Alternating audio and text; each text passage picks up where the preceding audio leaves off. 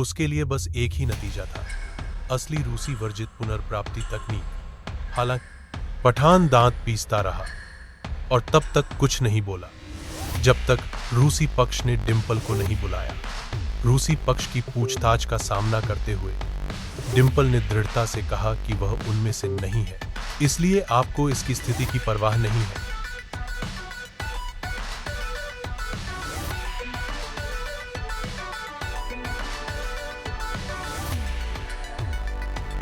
इसके बाद पठान और कैदियों के एक समूह को जबरन ट्रेन में चढ़ा दिया गया। जैसे ही वे डिब्बे में दाखिल हुए, पहरेदारों ने एक एक करके उनकी हथकड़ियां हटा दी, लेकिन पठान अकेला बचा था। यह स्थिति स्पष्ट थी। फिर भी बीच में मेरे पास कोई भी बकवास सवाल हो सकता है। यह किसी नॉर्थवेट को परेशान नहीं करेगा। हत्यारा, पठान ने कहा। कोई बात नहीं, मैं खुद कर लूंगा।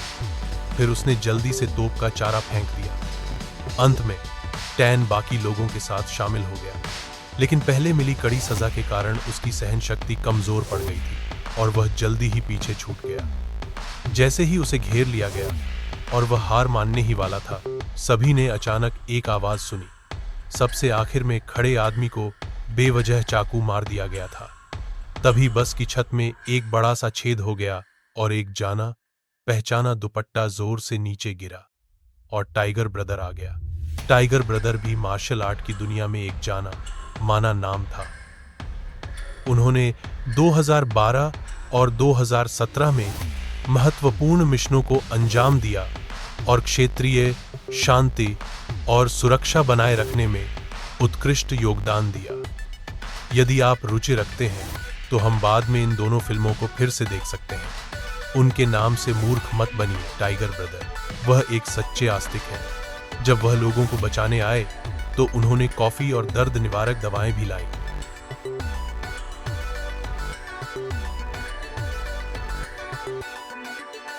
पठान ने अपनी दवा ली और टाइगर ब्रदर को लोगों को पीटते हुए देखते हुए अपनी कॉफी के साथ बैठ गया। जब तक टाइगर ब्रदर ने लगभग पूरी कार खत्म कर दी थी, तब तक जिन सैनिकों ने कुछ असामान्य देखा था वे आ चुके थे। निम्नलिखित वाक्य असंबंधित लगता है और संभवतः एक अलग स्रोत से आता है। जॉन पठान टाइगर की ताकत का उपयोग करते हुए दूसरी कार में भाग गया और सैनिकों के साथ ध्यान किया। मैं वहां जाता हूं, यह किपास ग्रेनेड, परवाह नहीं कौन। मेडिपास में ऊपर टिपिन मोनिका जेजी को देखो। मुझे खेद है, इसलिए दोनों डिब्बे लगभग स्क्रैप धातु में बदल गए थे। दो लोगों ने अभी डिब्बे में बचे हुए सैनिकों, गार्डों और गुंडों को साफ किया था जब उन्होंने एक हेलीकॉप्टर को तेजी से आते देखा और उसी समय एक छोटा पटाखा दागा। सौभाग्य से ट्रेन सुरंग में घुसी। सैनिकों ने डिब्बों में चढ़ाई की, लेकिन इस बार दोनों लोगों ने बंदूकें पकड़ ली और बहुत अधिक कुशल थे। अचानक गैटलिंग बंदूकें पकड़े हुए दो विशेष बल के सैनिक उनके सामने आ गए। दोनों व्यक्तियों ने जल्दी से मानव ढाल को ढकने के लिए पकड़ लिया। हुआ यूं कि ट्रेन टेलीफोन के खंभे से गुजरने वाली थी। विशेष बल के सिपाही डोजिमा ने चकमा दिया। इस अवसर का लाभ उठाते हुए दोनों व्यक्ति आगे बढ़े, टेलीफोन के खंभे का उपयोग नीचे देखने के लिए किया और जल्दी से उन दोनों को हल कर दिया। फिर दोनों व्यक्तियों ने गैटलिंग बंदूक उठाई और हेलीकॉप्टर पर गोलीबारी शुरू कर दी। स्वाभाविक रूप से हेलीकॉप्टर घने हमले से टकराकर पुल पर गिरा और पुल तुरंत टूट गया। यह देखकर दोनों अपनी जान बचाने के लिए वापस भागे। वे जल्दी भागे, लेकिन आखिरकार ट्रेन के साथ पुल से नहीं गिरे। दोनों बचे हुए लोग स्थिर मनोदशा में थे। भाईहू ने कहा, भाई, मैं एक बड़ा मिशन कर रहा हूं और मुझे बाद में आपकी आवश्यकता हो सकती है। अपना ख्याल रखना। चचेरे भाई ने कहा, कोई बात नहीं, अगर आपको मेरी जरूरत होगी तो मैं वहां रहूंगा। मैं वादा करता हूं कि मैं वहां रहूंगा। मैं आपकी दर्द निवारक दवाएं भी ले जाऊंगा। वे वाकई सच्चे भाई हैं। जिंदगी और मौत का साथ निभा रहे हैं, साथ खून बहा रहे हैं और साथ दवा ले रहे हैं। कहानी यहीं खत्म होती है और विमान उतर चुका है। दीपिका हैरान है, क्या पठान को भाईहू ने नहीं बचाया था? उसने कसम खाई कि वह तब तक वापस नहीं आएगा जब तक वह दीपिका और जिम को नहीं ढूंढ लेता, और रूस के साथ राजनयिक संबंध बनाए रखने के लिए उसके लिए वापस आना सुविधाजनक नहीं था। अब दीपिका फिर से प्रकट होती है। उनके लिए पठान को वापस बुलाने का समय आ गया था। दोनों पहाड़ों में एक छोटे से घर में चले गए। पठान डिंपल के आने से हैरान नहीं था, क्योंकि डिंपल ने ही अपने भाई को यह खबर दी थी। पठान ने डिंपल को बताया कि उसने लेई जी को यह कहने के लिए प्रताड़ित किया था कि जिम ने 2 सेबर ट्रिकस्टर्स खरीदे हैं, लेकिन वह नहीं जानता था कि उनका उपयोग किस लिए किया जाता है। जिम कहाँ है यह तो छोड़ ही दे। डिंपल ने निगरानी तस्वीरें निकाली और पठान को बताया कि दीपिका पेरिस में खाना खा रही थी और खरीदारी कर रही थी। उसने जानबूझकर खुद को निगरानी में उजागर किया, शायद किसी का इंतजार कर रहा था। इसीलिए पठान पेरिस आया और भाई शेंग से दीपिका को गली तक ले जाने में मदद करने के लिए कहा। पठान ने कोई बकवास नहीं की। बताओ, तुम मेरे साथ क्या करना चाहते हो?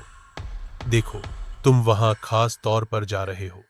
दीपिका ने पठान को बताया कि लाख सीक्रेट बुक से सिर्फ चेचक ही फैलता है।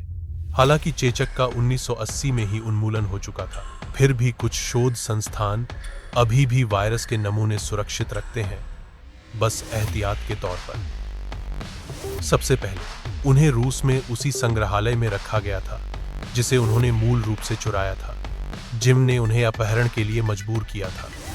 प्रोफेसर साहनी ने चेचक के वायरस को उन्नत किया था, जिससे यह बेहद घातक हो गया था। न केवल इसका कोई इलाज नहीं था, बल्कि इस बीमारी का प्रकोप भी बेहद कम समय में होता था। संक्रमण और मृत्यु के बीच केवल कुछ घंटे ही होते थे। एक बार फैलने के बाद यह कुछ ही दिनों में एक शहर को तबाह कर सकता था। हालांकि इसी कम अवधि के कारण संक्रमित व्यक्ति आमतौर पर दूर तक नहीं जा सकता था। वह संक्रमण के दायरे को सटीक रूप से नियंत्रित कर सकते थे, यह सुनिश्चित करते हुए कि यह पूरी तरह से फैल जाए और फैलने से भी रोका जाए। इस सब के पीछे वित्तीय सहायक जनरल कादिर थे। जब भारत ने अनुच्छेद 370 को समाप्त किया, तो जनरल कादिर ने देश के भीतर चरमपंथियों के साथ मिलीभगत करके इस सौदे की योजना बनाई। दीपिका शुरू में इस पर अमल करने से हिचकिचा रहे थे, लेकिन जैसे जैसे मिशन आगे बढ़ा, अधिकारियों का क्रूर व्यवहार देखकर उन्होंने विरोध किया। प्लीज सेट दुन पर भरोसागन, मैं एग्जॉल्ट योर होप और डन।